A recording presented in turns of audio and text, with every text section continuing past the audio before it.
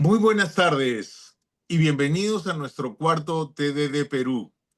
Los saluda Manuel Velarde, soy presidente del TDD, el Instituto de Transformación Digital para el Desarrollo, un think tank formado por un gran equipo de profesionales, en su mayoría egresados del Centro de Cómputo de la UNI, y cuyo sueño es la transformación digital del Perú. Como ustedes saben, estamos viviendo tiempos muy complejos y de mucha volatilidad. A 6 meses de un proceso de elecciones generales, los sondeos de opinión y preferencias también nos sorprenden. Sin embargo, estamos convencidos que lo que necesitamos son líderes con visión, dispuestos a plantear propuestas claras y con la capacidad de conectar el desarrollo con las herramientas de los tiempos. Además, hace unos pocos días se han publicado resultados de muchas encuestas y de muchos sondeos de opinión y claramente los líderes van emergiendo. Así es que en esta coyuntura, el Instituto de Transformación Digital para el Desarrollo, estamos convencidos que la transformación digital se constituye como una palanca fundamental para construir un Estado más eficiente y transparente, una economía mucho más competitiva y una sociedad inclusiva de verdad. Es por ello por lo que presentamos nuestros TDD Perú, una nueva serie de encuentros virtuales orientados a conocer las visiones de futuro de quienes pueden marcar la agenda nacional en los próximos años.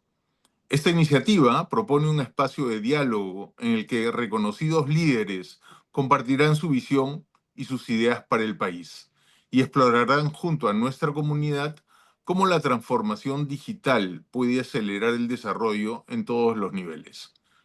El Instituto de Transformación Digital para el Desarrollo los invita a su TDD Perú, cuyo título es El futuro del Perú y la transformación digital. Y tenemos el gran honor de contar con la participación el día de hoy de Marisol Perestello, política peruana, ex congresista, ex ministra de Justicia y Derechos Humanos. Muy buenas tardes y muy bienvenida, estimada Marisol. ¿Cómo están? Muy buenas tardes, Manuel. Muchas gracias Hola por este Marisol, espacio. qué ocurrencia. Muchísimas gracias a ti, más bien, por atender nuestra invitación. Permítanme presentar un breve perfil de nuestra invitada Marisol Perestello.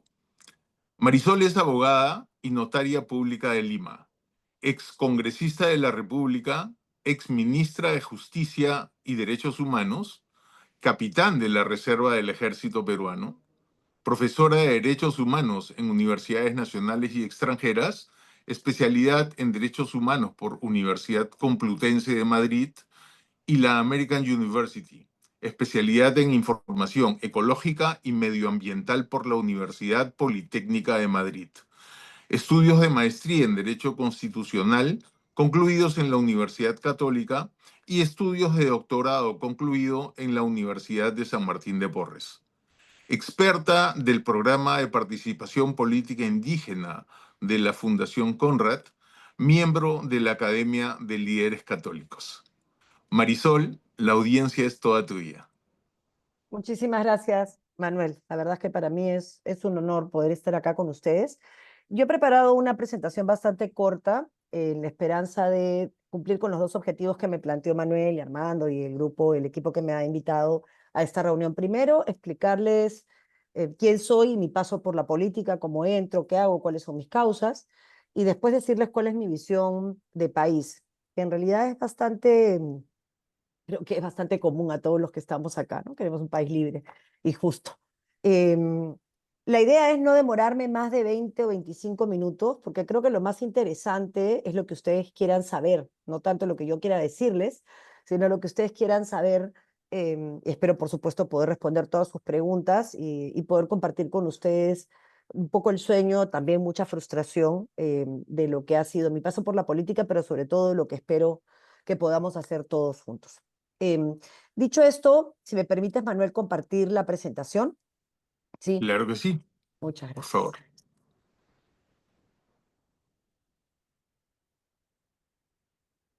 A ver, perdón. Sí, no sé si ya se ve en página completa, Todavía. ¿no? Ya, ahora sí. Sí, Muy bien. Bueno, yo les he preparado una pequeña presentación que lo que busca es poder, no pasa, un segundo, por favor. Ujú.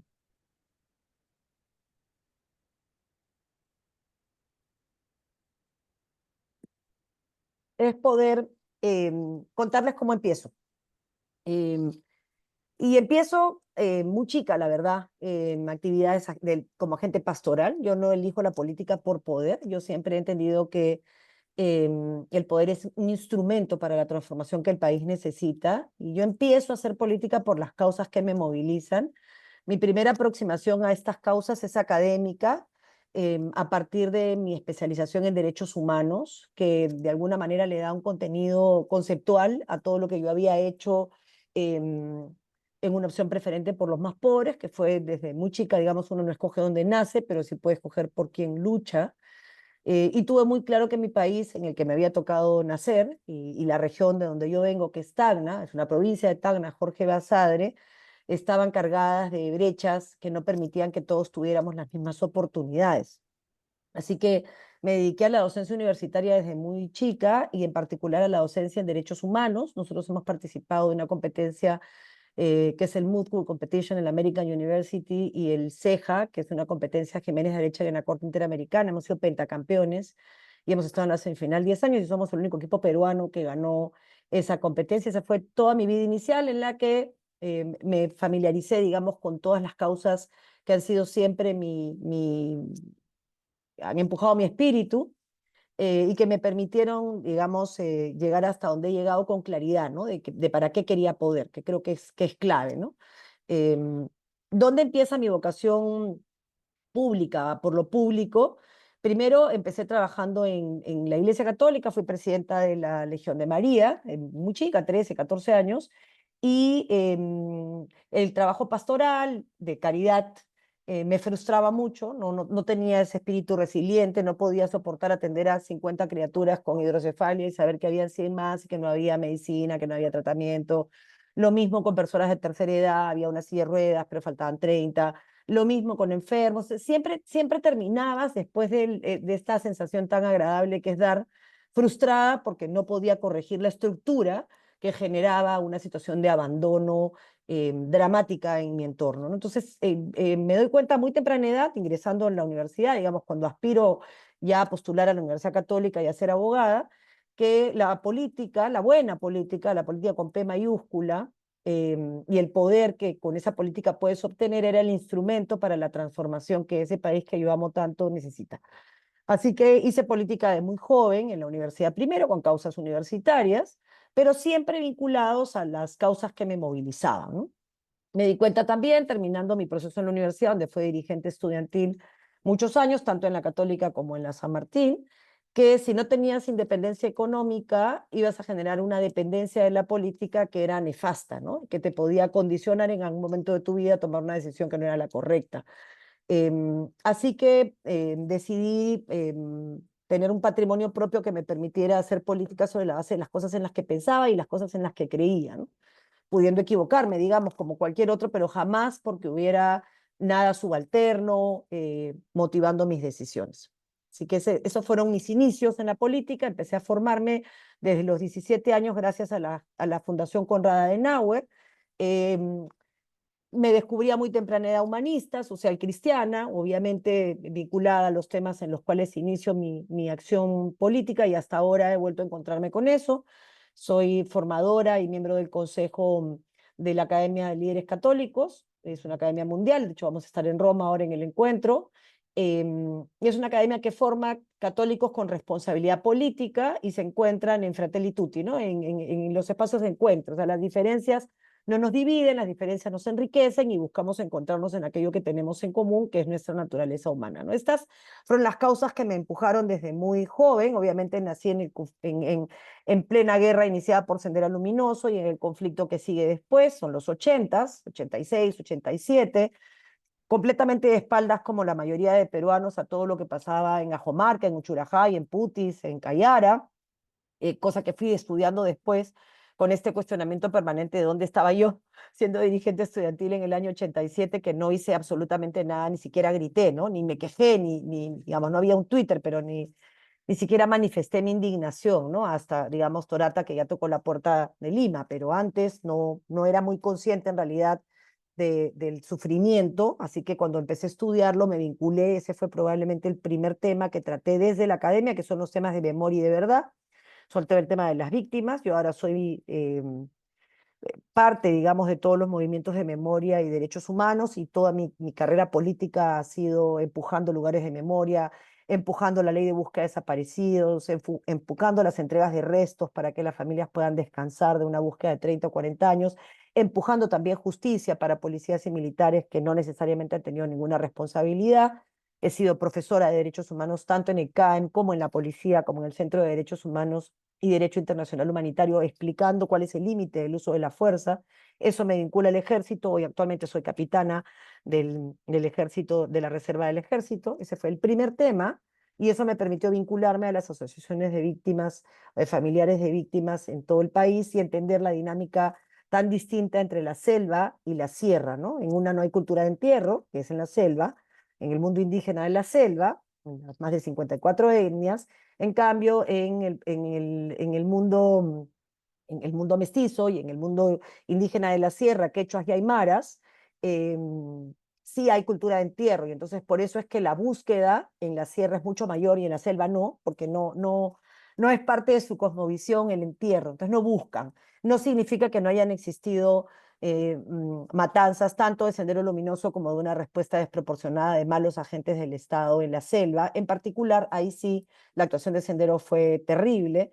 Con el tema de masas, hay todavía hoy, mientras estamos conversando, más de 500 personas documentadas, secuestradas hace más de 30 años, que son las mujeres violentadas sexualmente, los niños separados de sus padres, y son los famosos pioneritos de los que seguramente ustedes han escuchado. No hay otro país en el mundo que tenga ese nivel de, o sea, secuestrados por 30 años, excepto el Perú, ¿no? Eso es un hecho, yo trabajo en eso y seguiré trabajando el resto de mi vida en eso.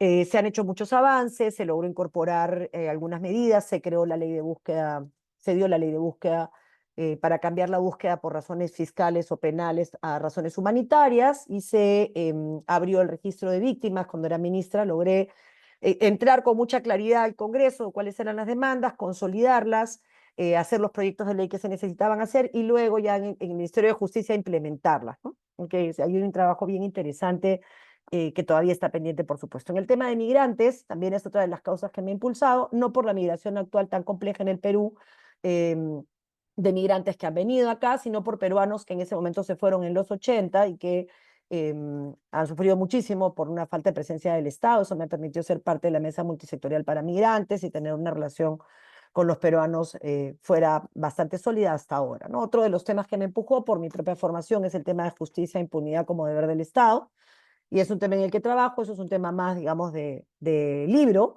pero que lo que busca es hacer una reforma del sistema de justicia que haga que la justicia sea eficiente y eficaz, y ahí en su momento voy a hablarles de los temas que están vinculados a lo que nos interesa en este momento, que es el tema de cómo utilizamos la tecnología para que nuestro Estado pueda ser más eficiente, ¿no? Otro tema que me ha acompañado es el tema de niños y niñas, pero niños y niñas en situación de vulnerabilidad agravada, enfermedades huérfanas, por un lado, violencia intrafamiliar, violencia sexual, explotación laboral, y es un tema en el que trabajo ahora con el padre Gastón Garatea en un espacio que se llama Inversión por la Infancia. Hemos logrado poner en la agenda nacional el tema de anemia y desnutrición en los últimos 10 años, y trabajamos temas de violencia, de apego, etcétera, ¿no? El otro tema que me impulsa es el tema de pueblos indígenas a partir del convenio 169, que es una enseñanza para la escucha, pero también he tenido con ellos experiencias muy interesantes de manejos al yape, por ejemplo, que nosotros usamos hoy, lo usaban ellos hace muchos años porque pagaban la compra de arroz y de servicios con minutos de su celular, llevándolos en un libro a mano, ¿no? Entonces, eso es interesante porque es algo que no nos imaginamos que está pasando, pero está pasando. Ellos habían reemplazado hace mucho tiempo el papel moneda. Eh, y he trabajado mucho en particular en la zona de Iquitos, en la zona de 4 y 5 cuencas, en la zona de Amazonas, que es la zona de Bagua, con el mundo Agua Junguampis, y en la zona del mundo Ayánica, que es en la zona de Junín, con la central ayánica del río N, pero también con otras centrales ayánicas como CAR, básicamente en la defensa de líderes ambientalistas como Fabián. Y el último tema que me moviliza es el tema de cárceles. Empecé con lo que se llama los hijos invisibles o los niños invisibles, así lo llaman Naciones Unidas, que son los hijos e hijas de las mujeres privadas de libertad que conviven con ellas en cárcel hasta los 3 años. Pero luego di un salto a ver la problemática de las cárceles más grandes del Congreso. Luego, como ministra, me tocó asumir la responsabilidad de las cárceles y finalmente, cuando dejé de ser ministra en el 2017, me volví agente pastoral por la Comisión Episcopal de Acción Social con un viraje al tema de seguridad, ¿no? Y a entender cuáles son las causas que generan criminalidad, o sea, cuáles son los perfiles criminológicos, y de hecho pude participar de la investigación de José Luis Pérez Guadalupe con relación a el Tren de Aragua, y eso, digamos, terminó de convalidar toda la experiencia que tengo ya de muchos años en la cárcel. Estas son las causas por las que yo hago política.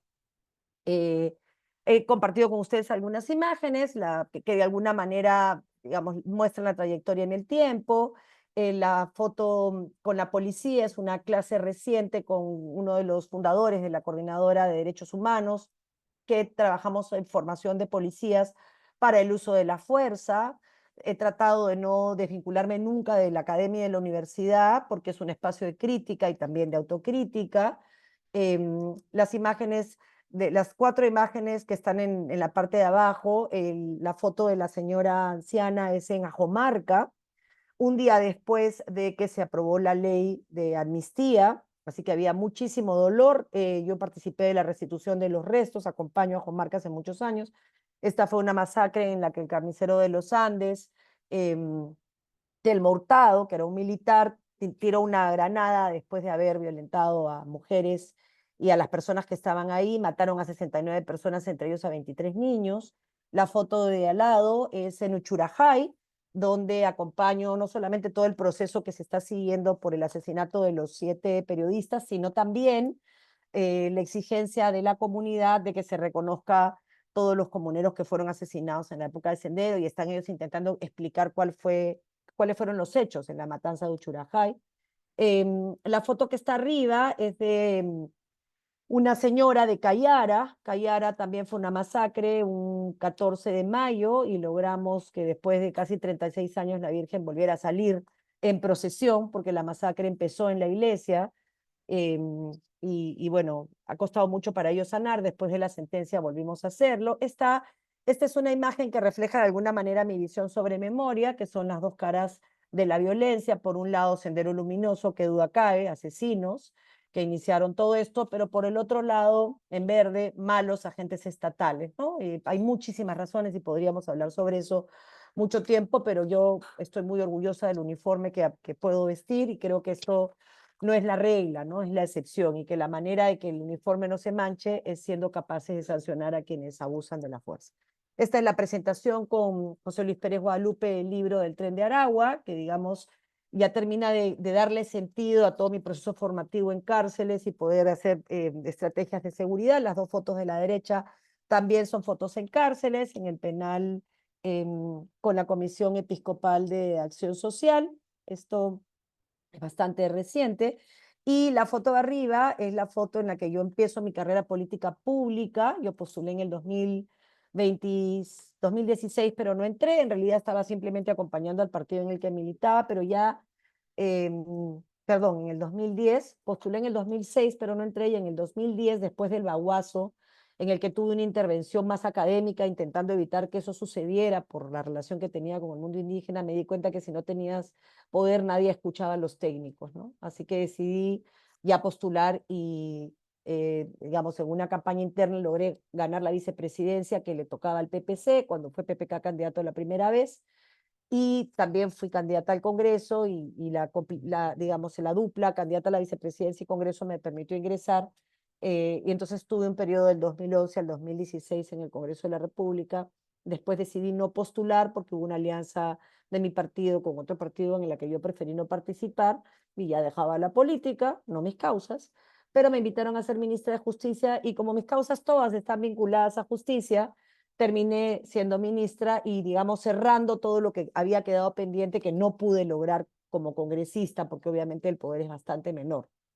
Lo más interesante del proceso de entrar a hacer acción política es que paso de la teoría, que fue mi etapa de formación inicial, al territorio, y pasar de la teoría al territorio te da otro enfoque, te das cuenta que no solo tiene que estar la ley, sino que la ley tiene que funcionar, que a veces se atora, y se atora por las razones más mezquinas que ustedes puedan imaginar, y ya saltar del territorio al Estado te permite saber dónde tienes que desentrampar, ¿no? Entrar directamente como ministro, si no tienes esa experiencia, hace que pierdas mucho tiempo en entender el aparato estatal, y claro, el tiempo que pierde el ministro lo perdemos los peruanos y peruanas, ¿no? Porque es tiempo en el que te van a socavar, no te van a dejar actuar. Entonces hay dos formas de que te boicoteen: cuando tú sabes lo que quieres como ministro, pero tienes que pisar demasiados intereses, y entonces se va bloqueando hasta la ejecución, o cuando el que ejecuta sabe lo que necesita y no tiene cómo llegar al poder político para que eso se haga, ¿no? Y eso hay buenos funcionarios en el país, en todas partes, y lo que hay que hacer es respaldarlos, ¿no? Buscar a gente siempre mejor que tú. Entonces es una combinación de mi formación académica, que trato de continuar hasta ahora. Esta foto es muy reciente, en una universidad, aquí hablando de política, de Estado, de democracia. Esta es mi foto como capitán del ejército, de lo que estoy muy orgullosa, y eso me obliga a exigir que no se manche el uniforme a partir de actos individuales. Y estas son unas fotos de rescate del periodo, de mi primer periodo como ministra, digamos, marzo, mayo 2017, que fueron las tragedias del norte con las lluvias. Se hicieron más de 150 vuelos en helicóptero, rescatando enfermos, sacando cuerpos del río, llevando alimentación, y pude relacionarme, digamos, con militares y FAPS haciendo estos vuelos, y ver su capacidad y su compromiso con el país, ¿no? Desde el Congreso, básicamente, acepté algunas comisiones investigadoras, no por protagonismo, sino porque era consciente que eso, a mí no me gusta trabajar, digamos, ejercer el poder mirando por el retrovisor. Yo creo que hay que tener una fiscalía fuerte que investigue, pero no hay que estar reemplazándola. Y finalmente, tuve dos investigaciones a mi cargo: la investigación de Belaúnde del Ocio, que terminó responsabilizando también a la señora Nadine Heredia, o sea, no fue mi intención, esos fueron los documentos, y la investigación de Chejade cuando era vicepresidente por el caso Brujas de Cachiche, que terminó haciendo que él renunciara a la vicepresidencia. Y eso me permitía mucha visibilidad, y me permitía visibilizar las causas que a mí me movilizan, que son causas que normalmente no ocupan prensa, pero que, por ejemplo, hoy están matando de tosferina a un sector de la población, ¿no? Una de las cosas más cuestionadas que hice, pero de las que estoy más orgullosa, fue el 003. Quiero parar esto, perdón, ya. Lo pueden ver porque se los voy a compartir. Fue el decreto de urgencia que hice porque yo no le puedo dar la espalda a las necesidades. Odebrecht iba a llevar todo su dinero si yo no lo paraba. La fiscalía estaba buscando la verdad, como ha hecho en otros países, pero Odebrecht no tenía ningún interés de quedarse en el Perú, porque le convenían los mercados de Suiza, España y Brasil, con los que ya había firmado un convenio. Así que hubo que evitar que el dinero saliera, y para eso fue el 003. La historia pondrá las cosas en su lugar. Adicionalmente a eso, bueno, estos fueron los resultados del 003, todo lo que se logró. Somos el único país que ha logrado cobrar una reparación civil. Logramos traer a Toledo, y que no es nada que me alegre, por supuesto, que la gente esté presa, pero sí que asuma su responsabilidad, ¿no? Yo, sin darme cuenta de que eso estaba tan vinculado a lo que vamos a ver ahora, sí he estado revisando algunas de las cosas que usamos, vinculando tecnología con ética pública, y yo creo que es clave que se pueda utilizar esto para mejorar la eficacia, la eficiencia del Estado. Uno, sacamos un ISO en el Congreso, haciendo que los procesos pudieran ser transparentes y que cualquiera pudiera verlos. El ISO se logró, durante un año se trabajó, aunque el siguiente presidente de la Comisión de Justicia fue el que lo recibió. eh, Nunca más lo continuaron, porque eso te quita poder, ¿no? Cuando no respetas el proceso, manejas un poco a tu antojo la comisión, y cuando es trazable, ya no, y bueno, a nadie le gustaba, así que se fue. Esa trazabilidad para mí era clave. También intentamos hacer un mapa de la justicia, elevando toda la información que existía a nivel de todos los operadores de justicia, para poder tener sistemas compatibles en Fiscalía y el Poder Judicial. Tampoco se logró avanzar en eso. Y luego el uso del polígrafo para la elección de determinados funcionarios clave, ¿no? Luego se hizo el cambio la búsqueda de hacer el banco de ADN para los temas de memoria, que finalmente eso se ha quedado también medio en el tintero. Y finalmente, la transparencia como sistema, no como discurso, que a mí me parece que es el único camino. Logramos hacer una dirección de transparencia, porque ustedes saben que manejan eso mejor que yo, que las páginas de transparencia de los ministerios son lo más complicado que hay.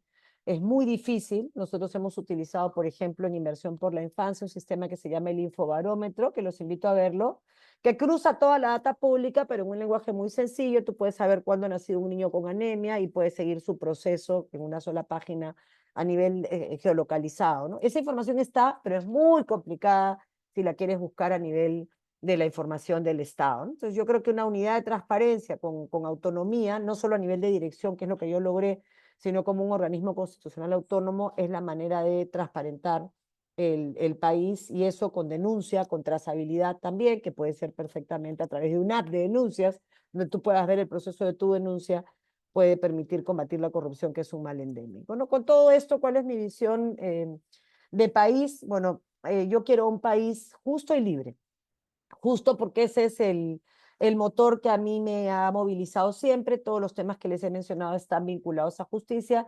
Esa justicia no se logra si no hay un Estado presente, un Estado de bienestar presente, y para eso se necesitan recursos, así que tiene que haber un manejo económico y fiscal transparente y sin corrupción. Y junto con esa justicia que va de la mano con un Estado eficiente, tiene que haber libertad, pero toda la libertad, libertades económicas, pero también libertades sociales y libertades democráticas, ¿no? Yo creo que debe haber tanto Estado como sea necesario y tanto mercado como sea posible. Eso supone que hay que entender que las demandas de una Huancavelica son mucho mayores que las demandas de San Isidro y Miraflores, y que somos el mismo Perú, y que hay que generar condiciones de igualdad que nos permitan salir adelante, ¿no? Creo que hay que trabajar por justicia y libertad, creo que hay que hacerlo en equipo. No se puede pensar en un país que pueda ser cambiado por una sola persona. Se necesitan equipos que compartan valores. Los valores para el ejercicio de la función pública lo sabemos desde el origen, desde nuestro origen como país, desde la prerrepública. Amazú, Amaqueya, Mayuya, no seas mentiroso, no seas ocioso y no seas ladrón. Si simplemente dices la verdad y eres honesto, si trabajas con tesón y con responsabilidad, y si no robas, la historia de nuestro país puede cambiar. Entonces, lo primero, y para mí el mayor cáncer, es la corrupción. El segundo es la ineficiencia, y evidentemente hoy esa combinación nos está dañando en la seguridad, y sin paz no hay posibilidad de crecimiento. Yo creo en la economía social de mercado, pero como tengo una visión descentralista del país, necesitamos asegurar un proceso de centralización real y no como el que existe, que ha cambiado, en el mejor de los casos, el centralismo del país al centralismo de las regiones. Yo creo que los cargos pasan y son absolutamente temporales, pueden ser usados para construir, para transformar. El poder como instrumento te sirve para eso. Tengo un enfoque de un paradigma distinto, el poder como cuidado y no como imposición, porque creo que hay que cambiar ese paradigma. Eh, y creo que al pasar los cargos tienes una responsabilidad cuando los asumes. Creo que las causas no pasan. Cuando le preguntes a un político por qué haces política y por qué quieres poder, si quiere el poder por el poder, es complicado. Y yo voy a seguir acá, estoy acá por esas causas, independientemente de que ocupe o no ocupe un cargo público. Voy a seguir trabajando por esas causas que creo que pueden cambiar la historia de nuestro país, aunque asumo, por supuesto, que el alcance será menor. Creo que tenemos que ser movilizados por algo más grande que nosotros y mucho más trascendente. Muchas gracias. Muchísimas gracias, Marisol, por compartir tu historia de vida, tus valores, la participación en diferentes aspectos de la vida humana y de la vida del peruano. Eh, Notamos que has transcurrido tanto situaciones, ubicaciones y grupos humanos diversos, muchos desprotegidos, muchos olvidados, y eso es encomiable, ¿no? Em, yo quiero sacudirte un poquito, Marisol, en términos de nosotros somos, como te comenté, ya nos conoces un poquito, somos un think tank que soñamos con la transformación digital del Perú. Así que te voy a llevar un poquito, voy a salirme un poco del lado del corazón para pasarnos un poco al lado al lado del cerebro, al lado de la innovación, al lado del futuro, al lado de lo que tú ves eh, para llevar a este país no por el camino, digamos, lento de ir creciendo, sino algo que pueda impulsarlo, que pueda dispararlo, ¿no? Entonces, permíteme compartir que como nosotros como TED venimos trabajando y mucho impulsando y promoviendo la transformación digital, ¿no? Y la transformación digital del Perú.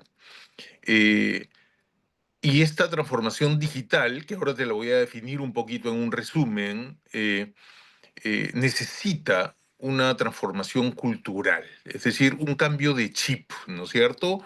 Mirar la cosa diferente, ¿no? Hay varios ejemplos sobre los cuales vamos a poder conversar, pero para nosotros, la transformación digital, Marisol, es repensar el modelo de negocio, volver a pensarlo, ¿no? Si antes, no sé, si antes para tener una empresa de taxis comprabas autos y contratabas choferes, hoy día Uber no tiene ni un auto ni un chofer, ¿no? Entonces se repensó ese negocio. ¿Por qué? Porque no era tener autos y choferes, sino era atender una necesidad. Algo necesita desplazarse del punto A al punto B. ¿Cómo solucionamos esa necesidad? ¿Cómo atendemos esa necesidad? Es lo que la transformación digital usa. Y en el caso de Uber, pues ya te imaginas, ¿no? Todo era tecnología, todo es tecnología, ¿no? Geolocalización del que pide el servicio, geolocalización del que va a ofrecer el servicio, cálculo de rutas óptimas, cálculo de tiempos, cálculo de pagos digitales, etcétera, etcétera, etcétera. Entonces, hay mucha tecnología allí. Entonces, volvamos a la definición, es repensar ese modelo de negocio enfocados en el cliente, porque hay dos focos principales, ¿no? Enfocados en el cliente, en el caso nuestro del país es enfocados en el ciudadano, ¿no? Porque ese es el cliente. De hecho, el Estado es, es la empresa más con mayor cantidad de clientes del Perú, ¿no? Somos los 34 millones de peruanos, ¿no? Y enfocados en resultados, porque si no tenemos resultados, pues la empresa desaparece, ¿no? Y el país, si no genera resultados, por supuesto que ocurre lo mismo. Pero basado en dos grandes pilares, ¿no? Uno es un gran equipo, porque sobre todo cuando hablamos del Perú, Marisol, y tú lo has vivido porque has sido ministra, esto no depende de un mesías, de un, ¿no? El presidente él hace y solo y lo hace, no. Para empezar hay 19 ministros debajo y si tú sumas todos los niveles que vienen hacia abajo, seguramente que estamos llegando a cerca de 1000 personas que tienen que funcionar como equipo, ¿no? Y si nos trasladamos un ratito al sector privado, es como que el gerente general no hace todo solo, sino tiene un buen gerente de finanzas, un buen gerente comercial, un buen gerente de transformación digital, etcétera. No la hace. Entonces, equipo es básico. Eh, y obviamente, y allí vamos nosotros, tecnología, porque la tecnología nos hace saltar, ¿no? Nos hace obviar cosas, ¿no? Ejemplo de China, no tienen ni una tarjeta de crédito porque pasaron del papel moneda al celular directamente, ¿no? Entonces hay un cambio importantísimo. Entonces, aquí, si tratando de situarte en ese tema, Marisol, ¿qué opinas? Cómo ves? Cómo sientes que, que esto puede potenciar tu visión del Perú pensando en que tú puedes ser esa gerente general del Perú, digamos, ¿no? ¿Cómo ves este aspecto? Porque hay muchos, y eres abogada también, hay muchas normas, muchos paradigmas, muchos límites, ¿no? ¿Cómo haces un gran equipo en una empresa estatal si la ley te impide, digamos, prescindir de gente o renovar equipos? Hay varios temas. Primero, me gustaría tener un poco de tu feedback de qué piensas de la transformación digital y cómo crees que esto puede ayudarte en tu visión, en aclararla, en extenderla, en usarla. ¿Me permites pedirte tu opinión? Sí, claro que sí, claro que sí. A ver, yo no creo que yo creo que hay una sola cosa que nos diferencia hoy de la inteligencia artificial y es el corazón. Pero creo que uno no puede prescindir del otro. Tiene que haber un motor, tiene que haber algo que te moviliza, algo que te lleva a dar el paso siguiente. La información está ahí, ha estado siempre ahí, no la sabemos usar, no queremos usarla, porque el que no quiere está acá. La tecnología está ahí, la posibilidad de una transformación digital está ahí, pero no hay ese motor que te lleva a hacerlo. Entonces, lo primero que tengo que decirles es que en mi caso el motor existe. Yo no creo que hoy se pueda cerrar las brechas, por ejemplo, a nivel de salud en el Perú rápidamente si no es a través de una transformación digital, porque puedes tener telemedicina inmediatamente. No creo que se pueda cerrar las brechas en educación de un día para otro, o sea, de un mes para otro, en el corto plazo, si no cierras primero la brecha digital y la brecha de acceso, por supuesto, al mundo digital, porque no tenemos capacidad material de formar a todos los profesores que tenemos que formar con el nivel que tenemos que formarlos en un mes o dos. O sea, vas a tener que tomar una decisión de por dónde vas a ir y yo creo que el camino que hay que tomar es el de cierre de brecha digital primero para poder con ese cierre de brecha digital de inmediato cerrar brechas en educación y salud, que son para mí los dos componentes del estado de bienestar claves que hay que garantizar para poder por lo menos poner la línea de competir en igualdad de condiciones un poquito más pareja de lo que está, ¿no? Eso es lo primero. Lo segundo es que cuando tú manejas esta información digital o esta información que la tecnología te permite manejar rápidamente, por eso les hablaba del infobarómetro de la primera infancia, la transparencia no se convierte en una obligación que tienes que cumplir, se convierte en una manera de detectar dónde estás. Porque si tienes una data, por ejemplo, de niños que tienen bajo rendimiento escolar, tú perfectamente puedes identificar en qué zonas está, puedes identificar en qué zonas hay niños con anemia y con desnutrición y entender que eso está íntimamente relacionado lo uno con lo otro, que de repente no es un problema del profesor, que es un problema de que el niño no conectó sus neuronas lo necesario como para poder salir adelante. Entonces yo creo que es una herramienta que cualquiera que quiera cambiar el Perú, transformar el Perú, tiene que usar. Y yo creo que ahí es donde está el cerebro, ¿no? ¿Qué cosa quieres para tu país? Yo quiero una transformación para mi país y que se corrijan todas las estructuras que han permitido que personas como las que para a mí me movilizan se encuentren en una situación de vulnerabilidad agravada, 50% de mujeres del mundo, del Perú, niños, niñas y adolescentes, tercera edad, en fin, todos los grupos a los que yo me dirijo, se encuentran en una situación de vulnerabilidad agravada porque el problema es estructural. ¿Quieres cambiar esa estructura? Tienes que cambiar el Estado. ¿Quieres cambiar el Estado? Tienes que hacerlo con las mayores herramientas y las mejores. Sin duda, la transformación digital es la herramienta más eficiente de menor costo, ¿no? Entonces, quiero ir al taxi, al ejemplo del taxi que tú pusiste, ¿no? ¿Por qué hoy funciona InDrive y todos los servicios de taxi que hay más, mejores o peores? Porque sirve, porque te sirve, porque te pueden seguir, porque te pueden monitorear, porque hay gente que ni siquiera, que odia el teléfono, ha terminado aprendiendo a utilizar un servicio de taxi de esa naturaleza, porque llega rápido, porque es eficiente, porque puedes ver su calificación, porque puedes monitorear el destino de tu hijo, ¿no? O de tu hija. ¿Y por qué usas Yape? Por la misma razón, porque ya no tienes que llevar plata, porque si te quedaste sin plata alguien te la puede enviar. Entonces, la transformación cultural se acelera cuando la evidencia de la eficiencia de un servicio, sea cual fuere, por ejemplo, en este caso tú has hablado del servicio de taxi, yo hablo del servicio de Yape, que es un servicio financiero, se comienza a ser necesario para que tu vida sea más fácil y por lo tanto tú tengas mayor calidad de vida, ¿no? El problema es cuando lo quieres trasladar al Estado. Y ahí yo tengo algunas malas noticias que darte, ¿no? Yo no soy nativa digital y tampoco soy ingeniera. A mí cada paso en el mundo tecnológico me cuesta el doble que seguramente les cuesta a ustedes y lo hago por esas razones, porque lo necesito, porque es eficiente, porque me demoro una semana en aprender y me ahorro meses en hacer un Canva, en utilizar un Yape, en utilizar la inteligencia artificial para procesar información, para procesar todo. Entonces comienzas a ver la utilidad, aunque soy plenamente consciente que mi posibilidad de aprendizaje es mucho más lento que de un muchacho de 20 años. O sea, ya esto no es un tema para los chicos de 20 años. O sea, ellos ya están, ya, ni siquiera tienen que transformarse, ellos ya están. El tema es cómo transformas digitalmente al Estado.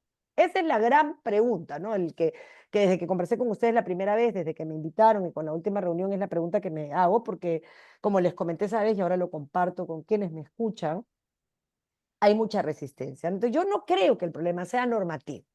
Yo creo que el problema normativo se resuelve con voluntad política. Si llega un presidente o una presidente que quiera hacer los cambios y tiene, por supuesto, el equipo competente que sabe qué cambios hay que hacer y dónde, y hace los cambios, no en 6 meses, pues, si lo quieres hacerlo, lo haces los primeros 100 días, que es cuando vas a tener la licencia, digamos, para poder implementar esos cambios que, como yo te digo, creo que son los prioritarios en temas de cierre de brechas. El problema no es normativo. La norma la puedes hacer si tienes el poder para dar la norma, los votos en el Congreso o las facultades delegadas. De hecho, hay normas que aplican el polígrafo, por ejemplo, y que luego se saltan con directivas. Hay normas que aplican temas de transparencia y que luego se saltan con mil formas. El problema son los paradigmas que hay que cambiar, ¿no? Por eso es que cuando tú decías que había que junto con la transformación digital tenía que haber una transformación cultural, yo creo que hay que hacer una transformación cultural dentro del Estado. Porque no es que no conozcan las ventajas y las bondades y las facilidades que te da la tecnología para hacer tu trabajo, es que hay mucho temor de perder el trabajo. Entonces, como tenemos un Estado relleno de gente que en realidad no es necesaria, el miedo a perder el trabajo boicotea cualquier esfuerzo de reemplazar trabajo que se puede reemplazar. Tú puedes tener un bot que en 24/7 te comience a sacar información que hace una persona manualmente con un margen de error mucho más grande. ¿Por qué no lo facilita? Porque si lo facilita se queda sin chamba. Entonces, junto con esta transformación digital indispensable para poder atender los lugares más alejados del país con este cierre de brecha, que es el punto de partida. De nada te sirve la transformación digital si no tienen acceso a Internet, ¿no? Eh, pero la realidad es que vamos a tener mucha resistencia de parte del aparato estatal, muchísima, por desconocimiento, por miedo a perder el trabajo, porque tienen 70 años o 60 o 50 y les da terror que esta cosa nueva no la puedan implementar y que vayan a botarlos de la chamba. Entonces tiene que venir acompañado de un programa de incentivos, por un lado, muy grande, que va a ayudar además a bajar la carga laboral del Estado, que es una barbaridad. Todos los políticos han llegado a pagar favores y han llenado de gente que a veces no hace nada. Un programa de incentivos real, no puedes dejar a la gente sin trabajo un día para otro porque no te lo van a permitir, además que es inhumano, no te lo van a permitir. Y lo segundo es tienes que reubicar a la gente. Hay muchísimas cosas que hacer en el país y necesitas muchísima eficiencia. Entonces yo creo que el kit del asunto, si queremos como se los planteé en su momento, trabajar juntos en crear una demanda ciudadana de esta transformación digital, más allá del rol que yo vaya a jugar políticamente, que hasta hoy no lo sé, tenemos un proceso de internas muy complicado, todos los partidos están igual que el mío en realidad, recién el 7 de noviembre vamos a saber quién va y quién no va, y si tienes los equipos para hacer lo que quieres hacer o no, que eso finalmente se puede armar, porque hay mucha gente con ganas de cambiarle el Perú. Pero la pregunta que hay que plantearnos ahora es, primero, encontrar a quien tenga la voluntad política para hacerlo, que de verdad quiera hacer algo por el Perú, que tenga el corazón puesto en su país, ¿no? Y luego que tenga el cerebro y la capacidad de decir, bueno, yo no sé, pero ellos saben, ¿ah? Vamos a llamarlos. Y ellos también, vamos a llamarlos. Y ellos, si ellos saben, vamos a compararlos. Y este de todos estos es el mejor. Venga usted acá, señor, usted encárguese. Y acá está la voluntad política para darte todo el respaldo para que hagas lo que tienes que hacer. Y por supuesto te vamos a vigilar por si acaso te vas de la raya para regresarte o para meterte en la cárcel. Pero esa es la ruta. Eso es lo fácil en medio de todo. Es lo fácil porque yo no creo que todos los más de 30 que quieren postular lo quieran hacer por robar, aunque la política esté profundamente desprestigiada. Quiero creer que algunos tienen buena voluntad, ¿no? No solo yo, porque espero eso para mi país. Ahora, una vez que lo decides, que además es elemental, que además es no hay marcha atrás en eso, o sea, no hay posibilidad de pensar hoy un mundo sin tecnología y es absurdo pretender llamar un taxi en la calle porque nunca va a llegar o pagar con un billete porque nadie tiene vuelto, o sea, o te adaptas o estás fuera del mundo. El tema es cómo lo implementas a nivel de Estado. Si yo les contara las barbaridades que todavía te piden el Banco de la Nación, ustedes dirían eso no es posible, Marisol. Pero también los repiten en otros bancos que son bancos privados, porque no ha cambiado no hemos logrado esa transformación cultural. Entonces, voluntad política, punto de partida.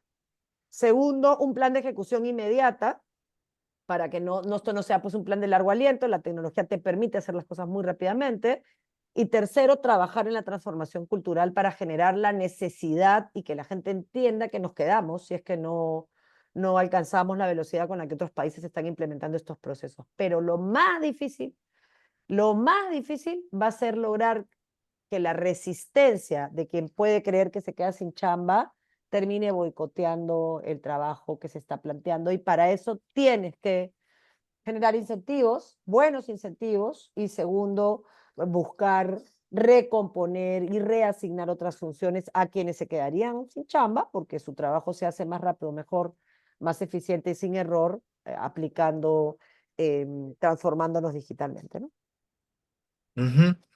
Gracias por compartir eso. Eso yo creo que toca muy directamente el tema de conformar equipos, que es un tema clave.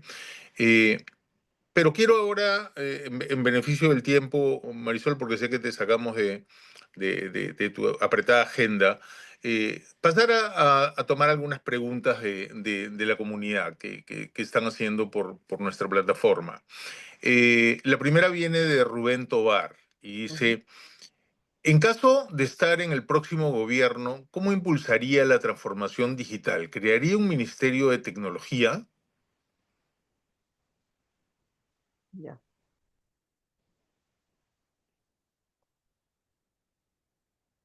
Em, no, yo creo que el Estado debe ser chico y eficiente. Lo que haría, primero hay que hacer un plan, ¿no? Hay que hacer un plan que no está hecho. Yo la verdad es que estoy ahorita enfocada en el tema de seguridad, y ahí sí hay trabajo. Existe ya una secretaría, lo que hay que hacer es potenciarla. No creo que sea necesario un ministerio, creo que un área muy pequeña, dependiendo de PCM, que tenga toda la fuerza, el respaldo político del presidente o de la presidente, la legislación que obligue a implementar puede ser suficiente. El tema de los recursos, prioridad presupuestal, ¿no?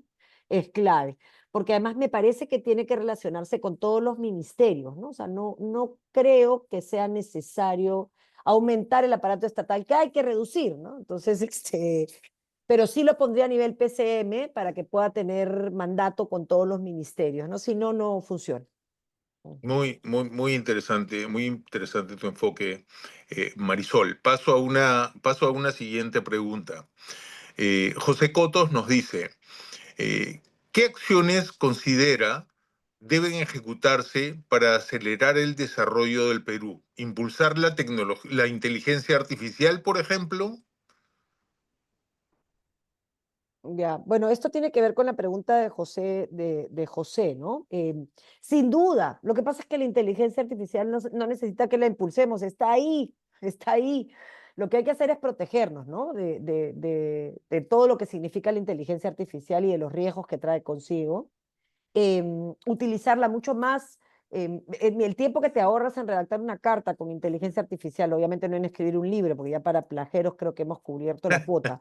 Yo creo que la honestidad intelectual me parece que es clave para que podamos, la gente brillante que hay en el país tiene que dedicarse a pensar y a escribir. Pero la inteligencia artificial nos puede servir para disminuir procesos de una manera impresionante, ¿no? Ejecutar procesos muy rápido y la verdad es que eso no está pasando. Em, Creo que hay que cerrar la brecha. Si tú me dices tu prioridad, Marisol, cerrar la brecha, porque si no volvemos a agudizamos, mira, en el Perú hay ricos riquísimos y pobres pobrísimos. Eso es uno de los dolores del país. ¿Qué tenemos que hacer? ¿Hacer que todos se junten al medio? Por supuesto que no, hagamos que todos sean ricos. O sea, yo no creo que debamos de jalarle el saco al que está haciendo plata, que haga más, que pague sus impuestos, por supuesto, y que no explote a nadie, ¿no? Pero que haga más plata, porque paga más impuestos y con eso me da a mí también más plata o a nosotros como Estado para poder distribuir mejor. Ampliemos la base tributaria, que más gente pague impuestos, hay que formalizar y por supuesto que la tecnología te sirve para los procesos de formalización como nada, pero la primera medida sería cerrar la brecha. Y eso significa que tú puedas permitir el acceso, o sea, no permitir que algunos pocos controlen la posibilidad de cierre de brecha. O sea, competencia, toda la que se pueda, y cerrar esa brecha. Cuantificar cuánto nos cuesta cerrar la brecha. Mira, yo regresaba de Ayacucho en la época de la pandemia. Bueno, me perdí, terminé en un pueblito y habían 5 niñitos debajo de una antena recibiendo su clase en su celular, porque era el único sitio donde se recibe la señal. Eso es inmoral, pues. Eso es inmoral. O sea, esos son números repetidoras. Y si no quieres dar el servicio y no pones las repetidoras que yo te exijo, conseguir otro que lo haga, pues incluso lo subsidiaré si es que no es rentable. O sea, porque yo no quiero un Estado grande, quiero un Estado chiquitito, pero eficiente. Y hay que saber que en algunos lugares el sector privado no va a poder cerrar brechas porque no le es rentable. Entonces, no va a poder poner agua porque no le es rentable, pero ahí hay gente que necesita agua. Bueno, ese es tu rol como Estado, pues principio de subsidiariedad.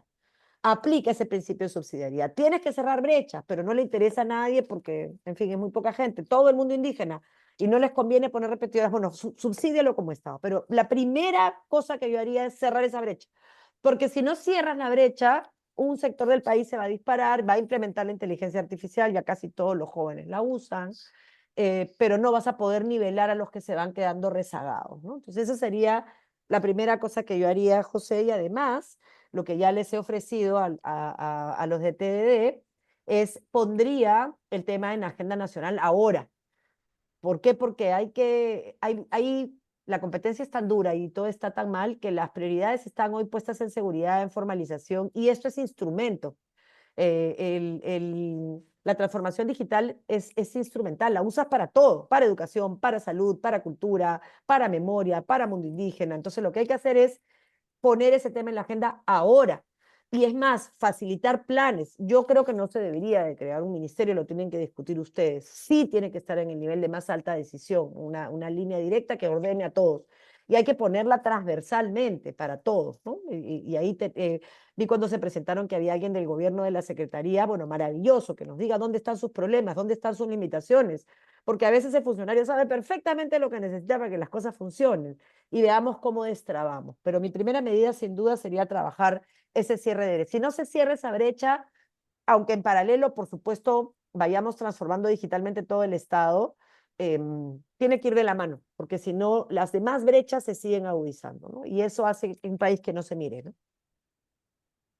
Súper, súper. Sí, sí, sí. Yo creo que interesantísimo tu visión y acoger ese concepto. Mira, Rubén Tobar nos pregunta, Marisol, Perú necesita una gran cantidad de ingenieros para satisfacer sus crecientes necesidades tecnológicas. De estar en el gobierno, ¿estaría entre tus prioridades? Yo le quisiera agregar a ese tema un paradigma que existe, ¿no? Es decir, y me parece que ha salido bastante en algunas discusiones. Los mejores están en el sector público y los que no consiguen chamba están en el Estado, ¿no? Entonces, como que eso también es una barrera limitante para poder conformar los equipos, ¿no? Pero la pregunta de Rubén es bien precisa, ¿no? Necesita gran cantidad de ingenieros. ¿Qué es, cómo esto puede estar entre las prioridades? Pero, No, tú, sí, sí, ya, sí, no, no, no, bien. es que estaba diciendo, uff, qué pregunta tan complicada antes de contestarla. Bien. Rubén, mira, Rubén, se necesitan ingenieros, se necesitan profesores, se necesitan médicos y enfermeras y se necesitan los mejores. Y el problema, Manuel, es que están no en el sector público, sino en el sector privado, por varias razones. Primero, porque el sector privado es mucho más estable, nadie te bota de la chamba si eres eficiente. Segundo, porque el sector privado paga mejor que el sector público, a veces, hasta cierto nivel, ¿no? En el nivel junior o inicial probablemente el Estado pague mejor, en un nivel ya de mayores capacidades sí hay un tope y entonces te puedes quedar, digamos, el sector privado te puede pagar muchísimo más. Pero el problema también es el riesgo de trabajar para el Estado, ¿no? O sea, tienes a todos los presidentes presos, a todos los ministros investigados, en verdad. El Estado expulsa a la gente buena y expulsa a la gente correcta. Entonces yo me quedo de puro que ya tengo 36 años en esto y ya no me asusta nada. No me asusta solamente que me asuste algo y que le regale mi país a la delincuencia. Pero sí, tengo que decirte que la familia sufre muchísimo, muchísimo. Tengo una familia maravillosa que me acompaña, pero soy consciente del sufrimiento que les causa cada titular del periódico, cada Twitter que no sabes ni de dónde viene, que dice cosas de ti que tú dices, Dios mío, ¿en qué momento es esto? ¿No? Pero yo creo que el problema en realidad, Rubén, es ese. Yo sí creo que se necesitan ingenieros, los respeto mucho además, pero no es la única profesión. Y comenzaría por calificar a los que ya están trabajando para el Estado. Calificarlos en todo sentido, ¿no? Para empezar, ¿quieres quedarte? Pasa polígrafo. O pasa oculomotor. No quiero, chao. O sea, es lo mínimo que te pido, ¿no? Para mirar para adelante, no te voy a preguntar por tu vida privada, en el ejercicio de tu función. ¿Hay actos de corrupción o no hay actos de corrupción? ¿No? Existen hoy sistemas que la tecnología te permite utilizar, por lo menos para hacer un primer descarte objetivo, ¿no? No el carnet de tu partido, sino un primer descarte objetivo.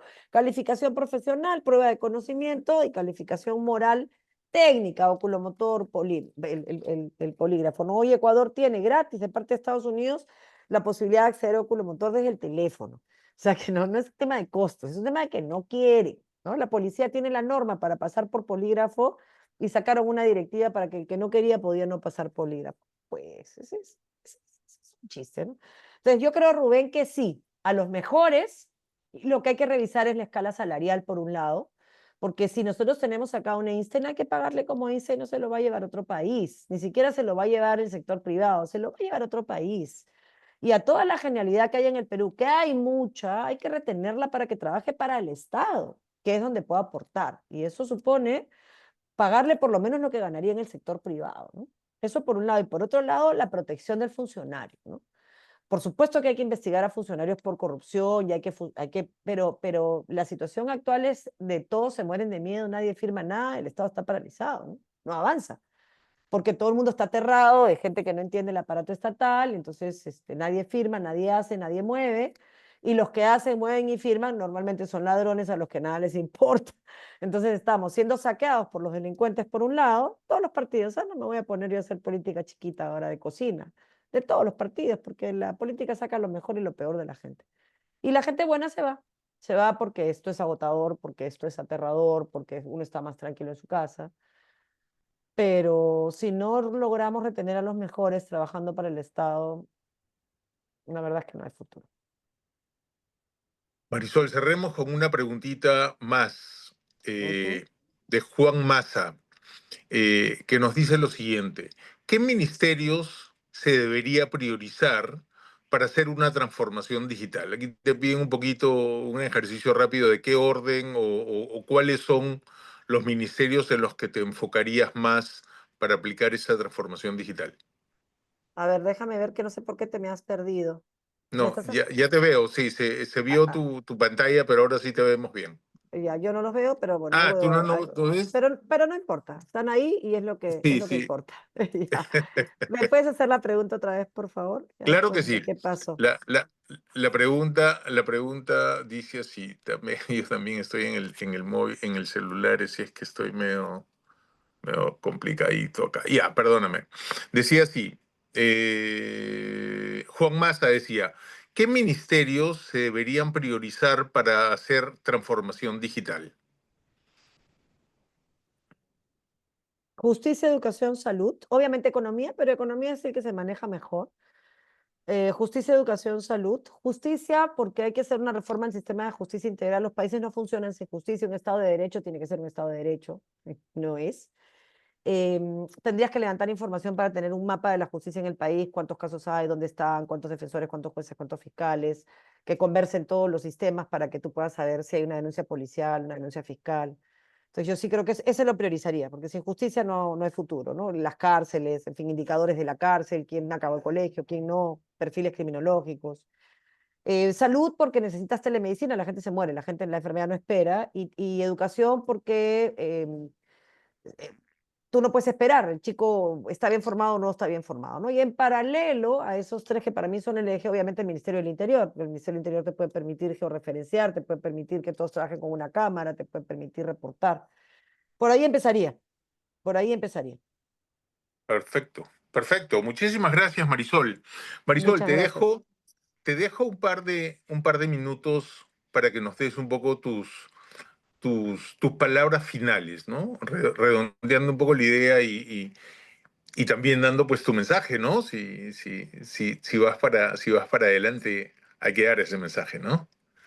Bueno, yo en realidad solo necesito estos 2 minutos para agradecerles, ¿no? Yo creo que cada quien tiene que cumplir su rol. Yo estoy cumpliendo un rol político complejo. No sé si finalmente llegue a concretar mi candidatura. Tengan la seguridad que aunque no la concrete, yo voy a seguir trabajando por el Perú. Yo la verdad que soy tagneña y por lo tanto Basadre es una de las fuentes de mi inspiración. Basadre siempre dice que en el Perú pasa como si algo estuviera todavía por hacerse, ¿no? No lo estoy parafraseando, pero él dice que el Perú con todas sus amenazas coincidentes y con todos sus males, es como si estuviera esperando algo que va a hacer la diferencia. Y yo en verdad creo que sí. Yo creo que este es un momento muy duro para el país, es un Rubicón, o caemos en un autoritarismo de izquierda a derecha, que para mí es lo mismo, dictadura es dictadura, autoritarismo es autoritarismo, o peleamos por el Perú que todos amamos y nos encontramos en nuestras diferencias. Creo que sería aburridísimo si todos fuéramos iguales. Creo que es maravilloso que pensemos diferentes, si compartimos valores y si creemos que el Perú es el lugar a donde queremos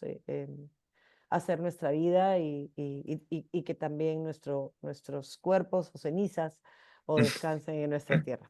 Muchísimas gracias por su tiempo, por su colaboración y por su compromiso a poner este tema en la agenda en el corto plazo antes de que se presenten los planes de gobierno. Muchas gracias.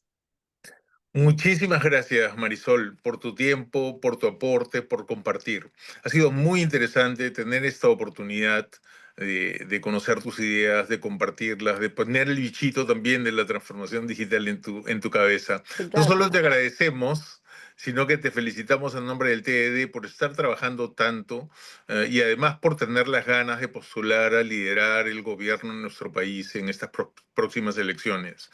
Y lo importante que rescato es que ante tanto desprestigio de los líderes, especialmente políticos, pues debemos de mantener ese entusiasmo y ese optimismo porque sí hay líderes que pueden hacer tanto por nuestro país. Con nuestra comunidad, con ustedes amigos, pues agradecerles mucho por acompañarnos en este nuevo formato TD de Perú, Futuro del Perú y Transformación Digital. Y los invitamos a dejarnos feedback en una pequeña encuesta que les pedimos tomarse un par de minutos, les va a aparecer cuando cierren su sesión, llenarla y sugerirnos algunas ideas para poder mejorar. Y les anunciamos que nuestro próximo TED de Perú se llevará a cabo el jueves 20 de noviembre a las 6 y tendremos como invitado a Mesías Guevara. Así que vayan reservando la fecha, por favor. Así es que nada más. Muchas gracias nuevamente, Marisol, y que tengan una Gracias, muchas excelente gracias. noche Buenas todos. noches.